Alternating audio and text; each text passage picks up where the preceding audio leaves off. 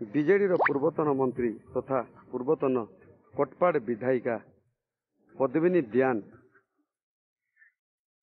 ଗୁରୁତର ହୋଇଛନ୍ତି।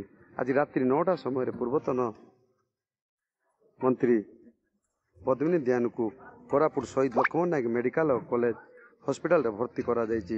ବିଷାକ୍ତ ଶାଗ ଖାଇ ସେ ଏବଂ ତାଙ୍କର 3 ଜଣ ସମ୍ପର୍କୀୟ ଗୁରୁତର ହୋଇଛନ୍ତି। ସମ୍ପର୍କୀୟ ମଧ୍ୟରୁ ଜଣେ ମହିଳା ପାର୍ବତୀ ମାଝୀ ତାଙ୍କର ମୃତ୍ୟୁ ଘଟିଛି। ପାର୍ବତୀ ପଦ୍ମିନୀଙ୍କର ସମ୍ପର୍କୀୟ ଅଟନ୍ତି। ଏବେ ବି ଗୁରୁତର ରହିଛନ୍ତି ପଦ୍ମିନୀଙ୍କ ନଣନ୍ଦ ଏବଂ ଅନ୍ୟ ଜଣେ ସମ୍ପର୍କୀୟ। ବର୍ତ୍ତମାନ ପଦ୍ମିନୀ ଦିଆନଙ୍କ ଅବସ୍ଥା ସ୍ଥିର ରହିଥିବା ଜଣାପଡ଼ିଛି।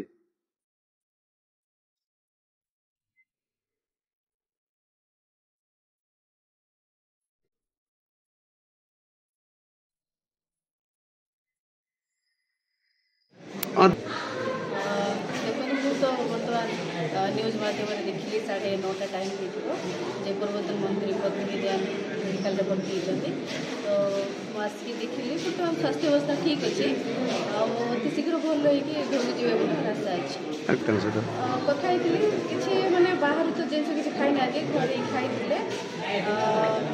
भल अच्छा हाँ नाई परिवार जो एडमिट अच्छा अवस्था टी गुरुतर अच्छी किंतु मंत्री मैडम जो पूर्वतन मंत्री से भल अच्छा स्वास्थ्य अवस्था उन्नति हो देखो तो बर्तमान न्यूज मध्यम देखिली 9:30 टाइम जे पूर्वतन मंत्री पद्मिनी दियान मेडिकल भर्ती होती तो